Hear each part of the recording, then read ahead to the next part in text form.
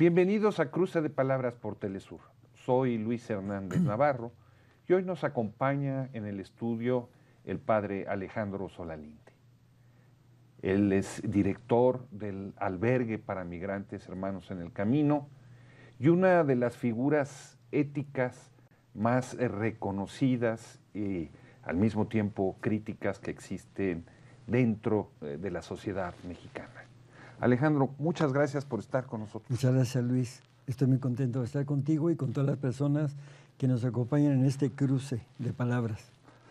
Acaba de publicarse un libro Sí. que narra tu vida, tus avatares, las persecuciones policíacas que has sufrido, el acoso de los narcotraficantes. ¿Por qué publicar un libro con tu biografía en este momento? No es exactamente mi biografía, pero sí es una oportunidad para que los lectores, las lectoras, puedan tener en sus manos un poco de ese universo hermoso y difícil, intenso, doloroso a veces, de la vida del migrante. Yo pienso que de ese universo tan amplio que es, pues Ana Luz, ¿verdad?, Minera y yo, escogimos ciertos temas para ofrecérselos a las personas, a los lectores, y puedan entender un poco lo que está pasando con la migración y puedan entender más que nada su significado, Luis. Tú cuentas en el libro cómo estabas pensando en irte misionero a África. Sí. Y se te cruzaron los migrantes en el camino. Se me pusieron enfrente. Yo tenía otros planes, me iba a ir a Angola. Ya había platicado con unas personas y estábamos coordinando con algún obispo de allá mi llegada. No solo mía, sino quizás de alguien más misionero. Pero no, se interpusieron los migrantes y ahí cambió mi vida. Ya no me fui a Angola, me quedé con ellos y prácticamente he hecho ya mi vida con las personas migrantes. México es un país que tiene la característica de que muchos mexicanos viven hoy en Estados Unidos migrantes. Nuestra economía camina en buena parte con los casi 25,000 millones de dólares que nos mandan cada año, ¿verdad? Pero también es, como tú lo has explicado y te has dedicado de cuerpo y alma a ellos, zona de paso de hondureños, salvadoreños, guatemaltecos, que tienen obligadamente que pasar por el territorio mexicano. ¿Tú has trabajado con los dos tipos de migrantes, digamos? Sí, hemos trabajado con todo tipo de migrantes, de todo tipo de movimiento migratorio. La inmigración forzada, la inmigración, la transmigración, la migración en retorno, la migración circular, o sea, todo tipo de movimiento de las personas. Sí hemos trabajado y eso nos ha permitido como que adentrarnos y mirar un poquito lo que sucede. Le llaman fenómeno migratorio, yo le llamo acontecimiento migratorio porque está cambiando la historia, pero también le puedo llamar un movimiento migratorio, Luis, de jóvenes. Este es un movimiento de jóvenes. El sistema capitalista retó a la juventud en los países de origen, en el sur, y ahora los jóvenes salieron forzadamente, ¿verdad?, y ahora se convierten en un factor, en un elemento dialéctico que llega al corazón del sistema que los ocasionó. Y esa llegada no se la va a quitar ni Donald Trump, y tampoco Europa. Es cuestión de años, pero algunas generaciones tomarán las decisiones sobre el norte. Y eso lo digo con la mayor tranquilidad, sin un propósito conspirador, sino porque así lo estoy viendo. En la historia también los migrantes han tenido un papel muy importante y han llegado a Europa y han después dirigido Europa como un movimiento natural, ¿verdad?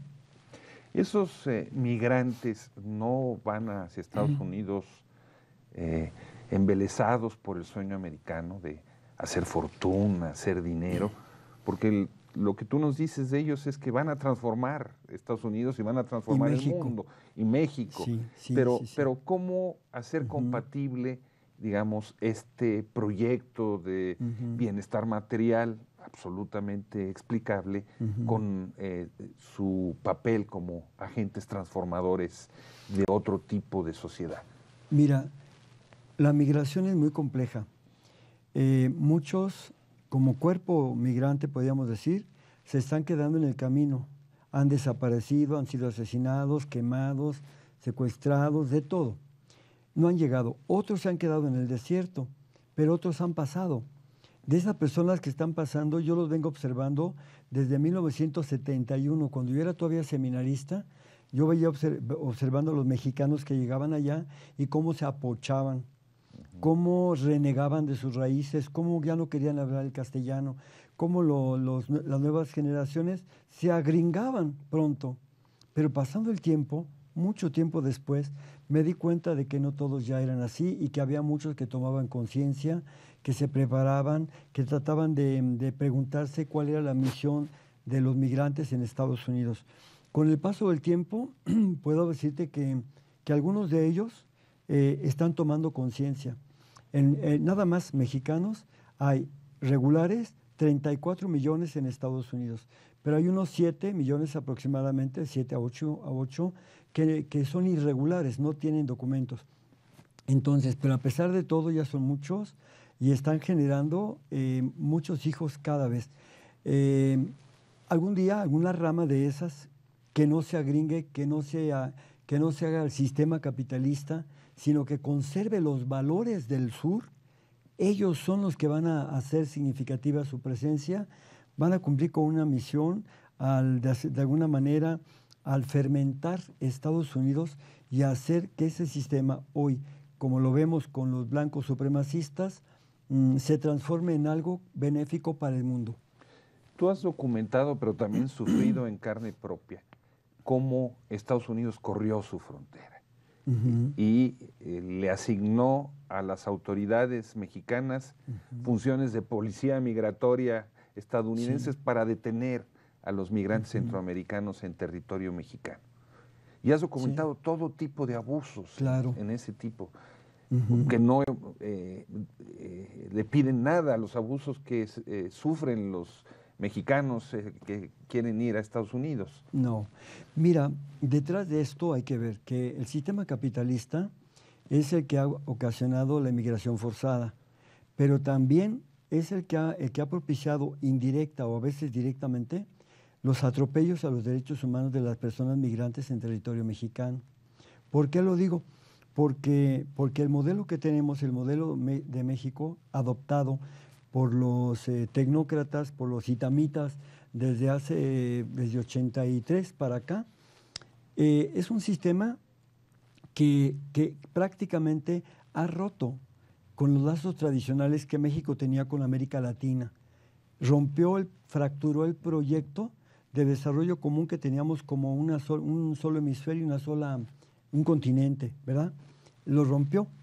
Y entonces empieza a ser un modelo económico capitalista que aísla a México del resto del continente. Desde Centroamérica lo fractura. Y entonces lo convierte en un policía incondicional de los intereses de Estados Unidos, de la seguridad de Estados Unidos, y entonces México le vuelve la espalda a América Latina, a Centroamérica, y se convierte en un azote para la migración, pero se olvida de la migración centroamericana, pero también se olvida porque no defiende a los migrantes mexicanos en Estados Unidos. ¿Qué va a pasar?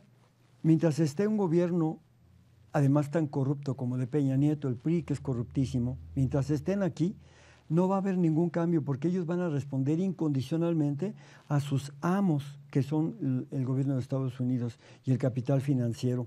Pero esperemos que si haya un cambio, como queremos que si haya un cambio, donde de verdad se vuelva otra vez a tener esa conexión y ese diálogo con América Latina, que hagamos un proyecto común y que desde abajo, desde el pueblo, desde la gente, construyamos un nuevo México, automáticamente tendrán que equilibrarse las cosas.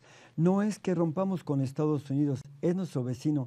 No es que no tengamos un acuerdo con él, sí lo vamos a tener, pero desde los derechos humanos y desde la lealtad a nuestros hermanos y hermanas de América Latina.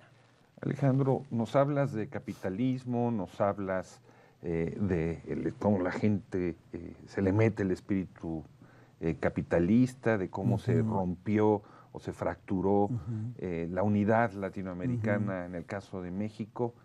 Sin embargo, tú en el libro nos cuentas cómo fuiste en tu juventud parte de una organización de ultraderecha como el Yunque. Sí. ¿Qué pasó? ¿Cómo fue esa transformación? Fíjate que yo doy gracias a Dios de lo que he vivido. Yo no me arrepiento de nada de lo que he vivido en mi existencia.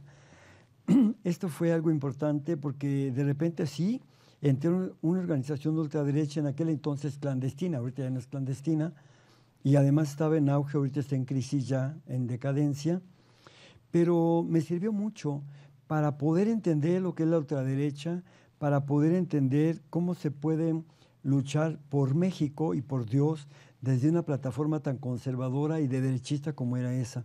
Yo así lo hice, yo amo a México, amo a Dios, pero el enfoque era diferente. Entonces, gracias a Dios, los padres carmelitas me ayudaron a liberarme, ¿verdad?, del yunque en mí mismo, porque no es que a mí me obligaran, yo quería estar en yunque, ¿verdad? Y entonces ellos al conocerse mi vocación, quisieron aislarme, pero los padres inteligentemente me fueron aislando, me fueron preparando hasta que yo tomé conciencia. Con el tiempo, ahora he virado a lo que tenía que ser, porque son las causas de la defensa de los derechos humanos, lucha contra el status quo, obviamente contra el sistema capitalista, porque no se puede ser capitalista y no preocuparte por los pobres, por los campesinos, por los indígenas, ¿verdad? Entonces sí, mi lucha hoy es muy clara hacia la transformación del sistema capitalista, porque es el que nos está afectando enormemente. Tú, como parte del trabajo que realizas, vives todos los días el racismo, sí, el desprecio hacia otros seres humanos, las ofensas e incluso las agresiones. ¿De dónde vienen esos sentimientos dentro de nuestro país? Bueno, mira, yo creo que en nuestro país, además de todas las calamidades que ha sufrido con los malos gobiernos, también ha sufrido la omisión de la Iglesia Católica, porque la Iglesia Católica debía haber evangelizado, debía haber enseñado directamente el encuentro con Jesucristo, debía habernos hecho discípulos y misioneros y no lo ha hecho. Nos ha hecho buenos clientes, ¿verdad?, adeptos de una religión que además deja muy buen dinero, porque en México las parroquias son unas tienditas, todo se vende, todo se vende. Los padres se mantienen de eso, pero también el pueblo se mantiene en la ignorancia, muy piadosos, pero muy ignorantes del Evangelio. Entonces creo yo que es necesario que esto cambie, y yo me considero que me da mucha desesperación el hecho de ver tantos años de retraso de educación en la fe y de evangelización. ¿Sí? ¿Te parece, Alejandro, si vamos a una pequeña pausa Claro que sí. y ahora volvemos con este Claro que sí, tema con tan mucho gusto. interesante? No se vayan, continuamos con el sacerdote Alejandro Solalinde. Volvemos en muy breves instantes a este cruce de palabras.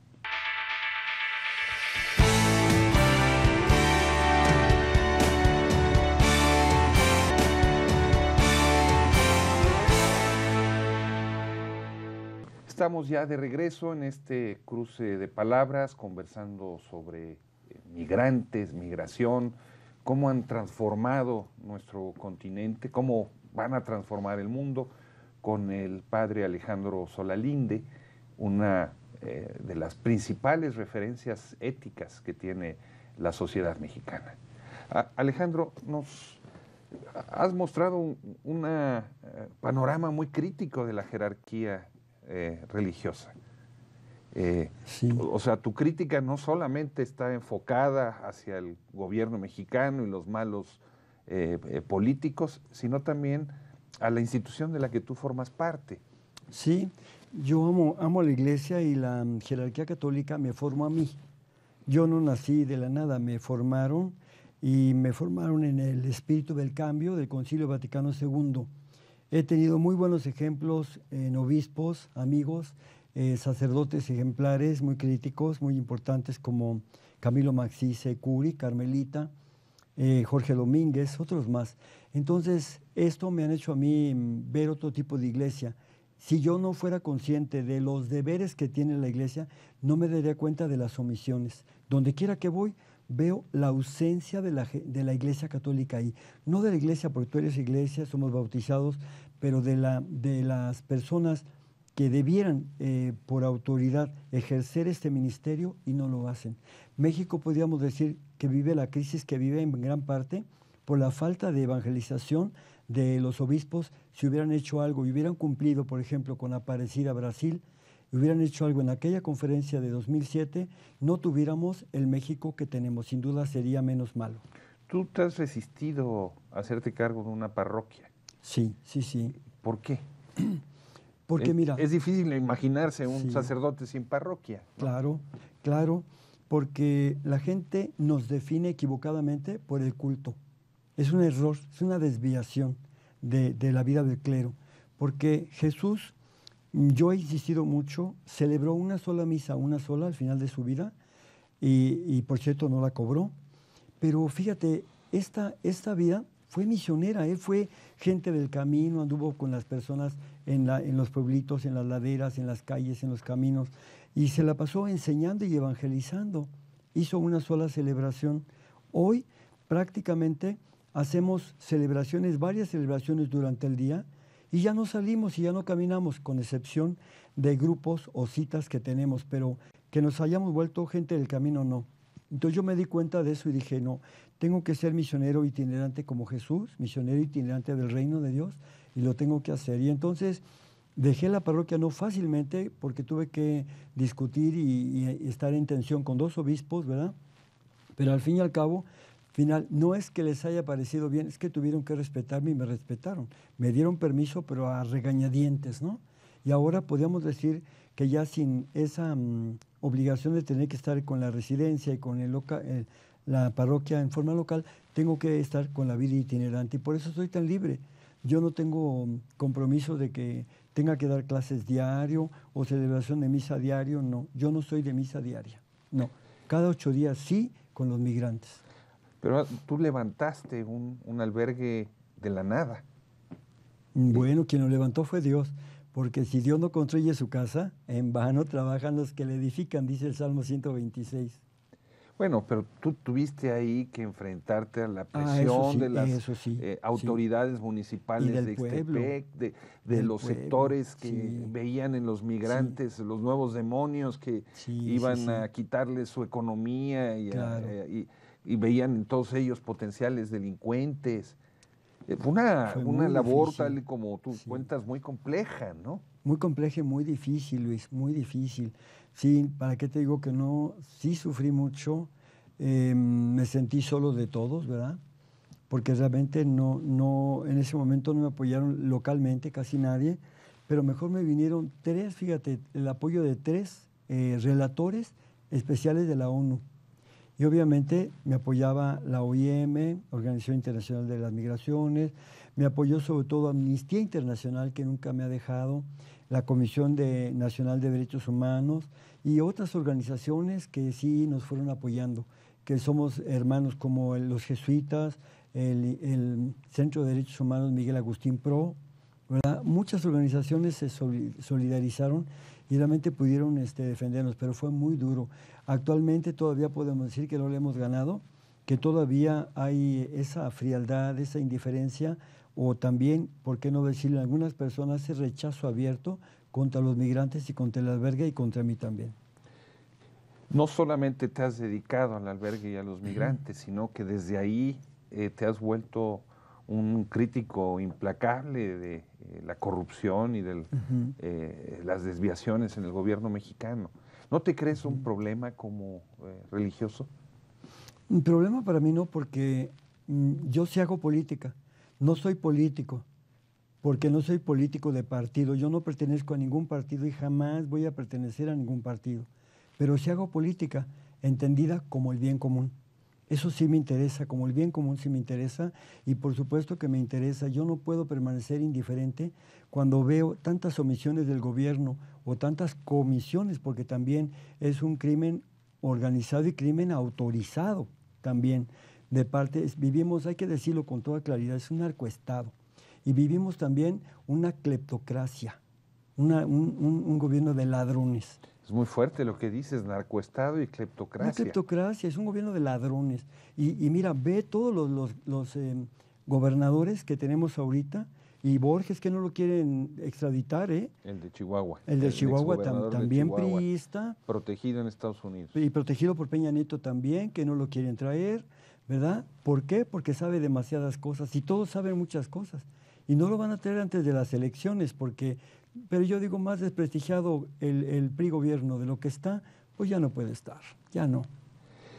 Pero ¿no has sufrido tú presiones por tu incursión en la política, aunque no seas político? Por supuesto que sí, claro que sí. Sí he sufrido, pero mira, yo me he planteado esto, que uno debe de perder el miedo. Algo que me encanta de este libro es que aquí invitamos a perder el miedo. Los migrantes se lanzan a un futuro incierto y ellos pasan lo que tengan que pasar. Varios se quedan en el camino, ni modo, pero alguien tiene que llegar. Alguien va a realizar la misión en alguna forma. Yo pienso igual, yo no soy el Mesías, pero tengo que hacer lo que me toca a mí.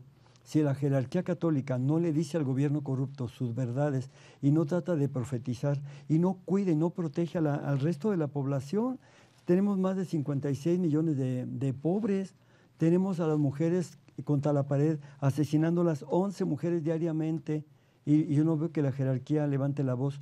Tenemos jóvenes, millones de jóvenes excluidos, los indígenas relegados. O sea, esto no es posible. Nosotros somos pastores. Por supuesto que tengo que levantar la voz y por supuesto que estaré siempre diciéndole sus verdades a este gobierno corrupto. Y por supuesto que tengo que buscar el cambio con las opciones coyunturales que nos permita la vida. No lo ideal, pero lo que haya.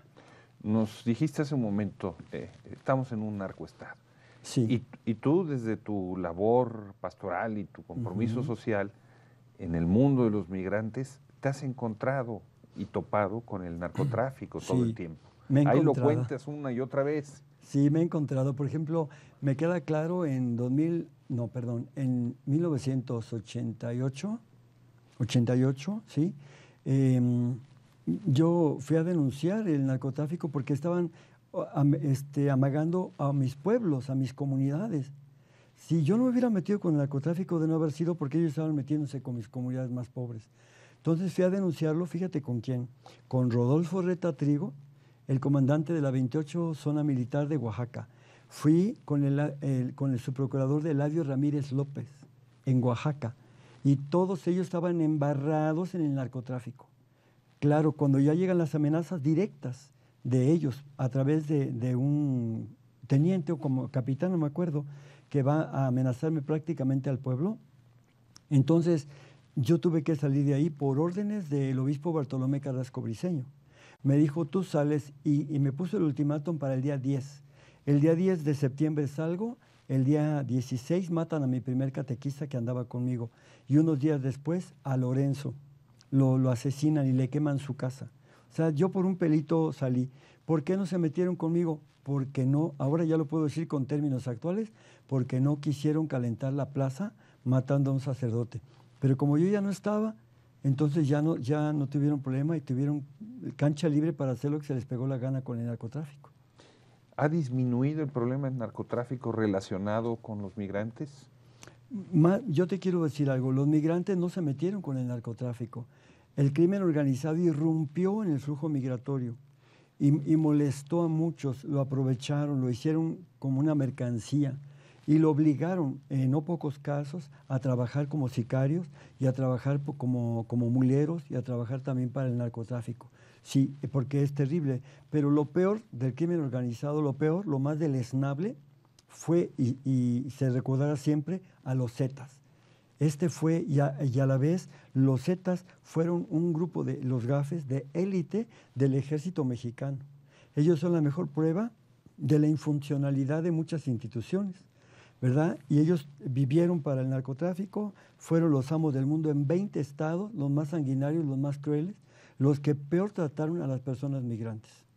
Alejandro, tú necesitas para moverte en tu territorio, en el resto del país, protección. Sí, una protección muy relativa, Luis. ¿Qué pueden hacer 4 agentes de seguridad personal con armas convencionales? No pueden hacer nada. El día que de veras me quieran matar, me van a matar con ellos y sin ellos. Claro, no han matado porque no han querido. Sí ha habido atentados, sí ha habido intimidaciones, pero a mí ni calor me dan. De verdad, un día, hace poco, no tiene mucho, dos camionetas, unas camionetas van con gente con armas largas, dos se bajaron, a 100 metros, 150 metros donde yo estaba. Pretendieron obviamente intimidarme, porque no quisieron matarme, me hubieran podido matar y que hubieran hecho nada, pero no quisieron hacerlo. Pero conmigo no funciona el miedo, conmigo no funciona, pueden matarme cuando quieran, yo no voy a morirme con miedo. ¿Y cómo le haces? ¿Cómo vivir sin ese miedo? Es la fe, Luis. Yo creo mucho, mira, yo no creo en la muerte para mí no existe. La muerte es solamente un cambio así instantáneo de una vida a la otra. Sí, para mí no es una pérdida la muerte, es una ganancia, pero tampoco la quiero, no la busco, ¿verdad? La vida es hermosa y créemelo que me siento muy emocionado, me fascina estar ayudando a los derechos humanos, ayudando a los migrantes, ayudando a la gente, me fascina. Mientras pueda hacerlo es como mi hobby de vida. Lo demás, ya Dios dirá cuándo me recibe, ¿no? Alejandro, muchísimas gracias por contrario, estar con Luis. nosotros en este cruce de palabras, con Muchas este gracias. testimonio tan humano y tan intenso al mismo tiempo. Gracias, Luis. Y a ustedes, amigos y amigas, muchas gracias por estar hoy con nosotros. Y ya saben, lo esperamos la próxima semana aquí por Telesur.